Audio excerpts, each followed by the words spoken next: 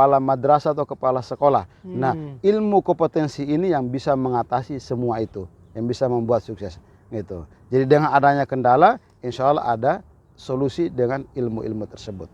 Begitupun dalam kehidupan yang lain. Insya Allah seperti itu. Iya, ya. Ini panas ini nggak apa-apa Ustaz ya? Santai aja. Santai aja ya, Masya Allah. Ini juga bagian dari bagaimana kemudian kita menikmati alam. Jadi karena matahari ini juga bagian daripada vitamin.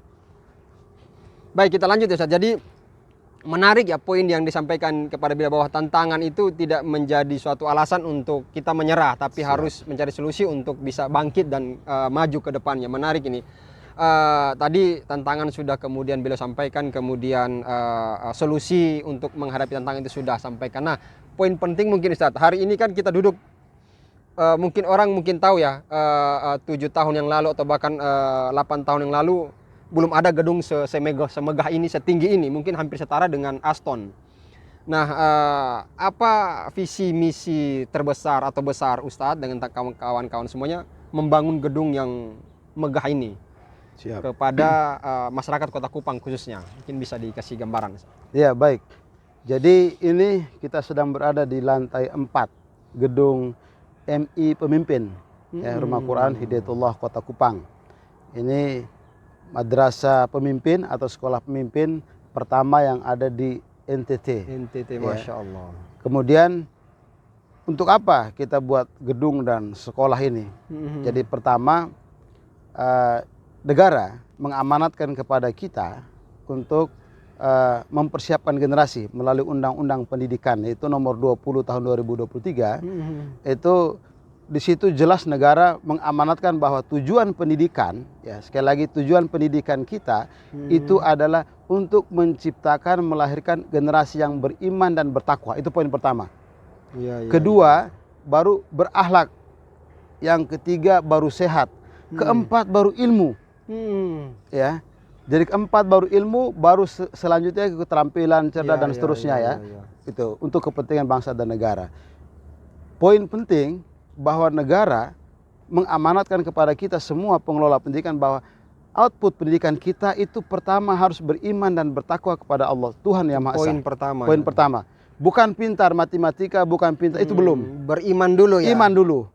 Ini artinya dengan iman ini negara ini bisa baldatun thayyibatun wa rabbul ghafur ya. Negara ini bisa aman, bisa maju, bisa sukses, itu gitu. Iman. Yang kedua setelah iman dan takwa, amanatnya itu berakhlak. Jadi karakter ini penting, ya. Membentuk karakter anak, membentuk adab anak ini penting. Gitu. Jadi setelah beriman kepada Allah, dia harus punya adab. Adab komunikasi sesama manusia, sesama makhluk manusia, makhluk-makhluk yang lain dan seterusnya. Itu adab. Yang ketiga, sehat. Ya, harus sehat ya. Iya, jadi saya ketika membaca amanat negara ini untuk urusan pendidikan ini luar biasa. Ketiga itu sehat. Nah, keempat baru ilmu. Poin keempat baru ilmu. Bukan yang pertama ya. Bukan pertama, ya. Karena memang urusan ya kesehatan ini penting. Biar dia banyak uang, biar dia siap sekolah, tapi kalau tidak sehat tidak akan ke sekolah. Ya. Tidak akan bisa belajar. Orang yang tidak sehat tidak akan bisa belajar. Maka negara menempatkan sehat ini yang ketiga, baru berilmu. Ini artinya merujuk kepada ini, maka kemudian kita MI Pemimpin ini membuat program-program pendidikan ini. Yang pertama ya beriman dan bertakwa. Maka urusan keimanan ini di sini menjadi program keunggulan. Ya, anak-anak harus hafal Quran karena itu mengantarkan kepada keimanan. Anak-anak harus hafal hadis. Anak-anak harus bisa beribadah dengan baik, praktek ibadah. Anak-anak ada kegiatan olahraganya. Baru dia nanti belajar ilmu pengetahuan. Jadi semua aspek itu semua tercermin di MI Pemimpin sini. Bahkan kalau mau kita merujuk kepada lagu kebangsaan kita, bangunlah jiwanya, baru bangunlah raganya, badannya. Jadi jiwa dulu mau dibangun, ya, iman, karakter, adab semua baru dibangun raganya. Gitu. Betul ya. Jadi ini kalau kita merujuk ke pendidikan Islam sudah matching dia, sudah nyambung. Ya, karena pendidikan Islam itu memang Iqra bismi rabbikal ladzi khalaq, ya. Jadi turun pertama itu urusan tauhid iman. Itu. Jadi kita belajar tapi harus berdasarkan keimanan kepada Allah. Maka al ilmu qablal iman, ya, al ilmu qablal qaul, ya, al ilmu qablal amal, gitu. Nah, jadi ilmu yang berdasarkan keimanan itu sangat diutamakan. Nah, itu yang membuat atau yang menjadi dasar kita mendirikan sekolah ini. Ya, kita mendirikan sekolah ini agar lahir generasi-generasi beriman, bertakwa, generasi-generasi yang berakhlak, generasi-generasi sehat dan berilmu, ya, berilmu. Dan kemudian 4 ini kita bungkus dalam leadership, kepemimpinan. Jadi pemimpin yang akan kita lahirkan dari sekolah ini memiliki keimanan ketauhidan, terus kemudian akhlak yang bagus, fisiknya, jasadnya kuat, sehat, dan ilmunya, pengetahuannya oke. Itu. Iya, siap. Jadi ini yang menjadi poin, maka ikhtiar, ya, mujahadah kita mendirikan sekolah ini seperti itu, ya, akan melahirkan output yang memiliki kompetensi tersebut, ya. Dan semua masyarakat yang hidup di sekolah ini, termasuk mulai dari manajemennya, pimpinan kepala sekolah dan guru-guru juga anak-anak, itu tujuan goalnya ke sana, ya, semua terbentuk dengan karakter atau kompetensi itu.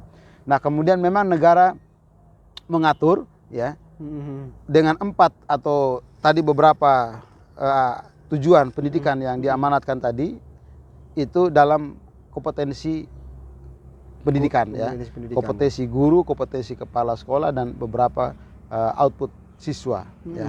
Itu yang kemudian menjadi rujukan kita. Maka kita dirikan sekolah ini sebagai bentuk ikhtiar kita menjalankan amanat agama dan negara. Masya Allah, luar biasa. Ternyata punya visi dan misi yang besar, bukan cuma di lingkup Kota Kupang saja, tapi Indonesia dan bahkan dunia. Ya, tapi saya tertarik dengan nama sekolah ini, Ustaz. Nama sekolah ini kan saya baru dengar juga nih, kalau kemudian satu-satunya di NTT nama ini yang kemudian menjadi nama yang dibuat oleh teman-teman. Apa historis atau mungkin nama itu dibuat? Bisa dijelaskan. Pemimpin ini kan sekolah pemimpin, orang bilang emang kita sekolah di situ kita mana jadi pemimpin. Nah, mungkin bisa dijelaskan kepada kita semua satu-satu nama. Ya, mungkin bisa digambarkan. Jadi yang melatar belakangi kenapa sekolah ini dikasih nama Madrasah Pemimpin, atau sekolah pemimpin, dan ini jenjangnya SD gitu. Bahkan kita bukan cuma SD, kita punya dari TK. Betul. TK pemimpin dan MI pemimpin, RA pemimpin, MI pemimpin. Kenapa pemimpin? Jadi kalau kita baca, saya baca bukunya Dr. Faisal dan Dr. Torik itu, ya, mereka berdua menulis buku setelah melakukan penelitian 30 tahun berkenaan dengan mencetak pemimpin dunia. Itu judul bukunya, ya. Dan buku itu kemudian banyak versi atau banyak beberapa tahapan revisi dan beberapa kemasan judul yang dirubah itu buku itu, yang ditulis oleh beliau berdua. Setelah 30 tahun melakukan penelitian, beliau berdua menyimpulkan bahwa pemimpin itu tidak bisa lahir dengan sendirinya saja, tapi pemimpin juga harus dibentuk, didesain, atau istilah keren itu by design. Ya. Jadi pemimpin tidak bisa secara naluri atau secara fitrah sendiri alami muncul, itu tidak saja itu. Itu ada, sisi itu ada, tapi juga untuk akselerasi perlu ada desain. Pemimpin diciptakan atau dibentuk atau dibuat, gitu. Ya, maka pemimpin dunia kemudian beliau berdua memberikan sampel pemimpin dunia yang ada ini, itu semua terbentuk dengan bagus dan terlatih. Jadi secara fitrah naluri mereka memang punya jiwa pemimpin, dan mereka masuk di lembaga-lembaga yang memang mempersiapkan pemimpin. Mereka lahir dari sana, gitu. Ya, ini yang kemudian menjadi latar belakang kita menyiapkan. Dan yang kedua, dalam sejarah Islam ini, pemimpin-pemimpin Islam yang hadir, yang ada itu mereka ternyata disiapkan dari sejak usia dini, usia kecil. Dari kecil, ya. Dari kecil, ya. Jadi misalnya Muhammad Al-Fatih, ya. Muhammad Al-Fatih itu bukan dia nanti jadi pemimpin setelah usia 40 tahun. Bukan, dia itu dipersiapkan oleh orang tuanya, bapaknya, sejak dia masih kecil, masih usia SD. Nah, usia SD itu Muhammad Al-Fatih sudah dicarikan oleh bapaknya, Sultan Murad itu sudah memilih seorang guru ulama untuk khusus mendidik anaknya yang kecil baik kecil itu. Jadi dia dididik dari kecil, ya, dari sisi keilmuan dan dari sisi karakter. Ya. Yang kerennya itu Muhammad Al-Fatih satu hari dia itu meremehkan gurunya. Kemudian kata bapaknya si Sultan Murad ini pesan kepada gurunya, nanti dia dipukul saja, dia diberi sanksi saja. Jadi guru tidak boleh melihat saya sebagai raja atau pimpinan punya anak, jadi itu kemudian diperlakukan khusus, tidak boleh. Kenapa? Karena poinnya agar karakter dia terbentuk, silahkan mau dia disanksi silahkan. Itu diizinkan bapaknya. Maka terbentuklah Muhammad Al-Fatih, sang penakluk Konstantinopel. Itu dididik sejak dia usia SD oleh gurunya itu, Syekh Jamal itu dibentuk. Sampai dia dewasa dan dia diangkat menjadi sultan di usia 12 tahun. Allah Akbar, ya. Jadi memang leadership karakter itu pemimpin harus dibentuk dari kecil. Tidak bisa nanti tunggu SMP, SMA, kuliah baru masuk sekolah pemimpin. Tunggu terlambat. masuk dalam dunia politik dulu, masuk Terlambat. Makanya negara sekarang ini orang duduk di dunia pemimpin itu semua rusak negara ini. Korupsi ada, pelecehan ada, penyimpangan ada, penyelewengan ada. Karena memang tidak terbentuk sejak usia kecil, dini. Itu 4 poin tadi itu tidak mereka dapatkan. Tidak dapatkan. Iman, sementara golden age itu ada di usia SD, SMP. Nah ini kalau tidak dimanfaatkan di sini untuk pembentukan dan bekal anak, maka tidak akan jadi. Iya, Masya Belum kita lihat Nabi Muhammad. Nabi Muhammad setelah ibunya meninggal, itu mulai dia dibentuk karakternya.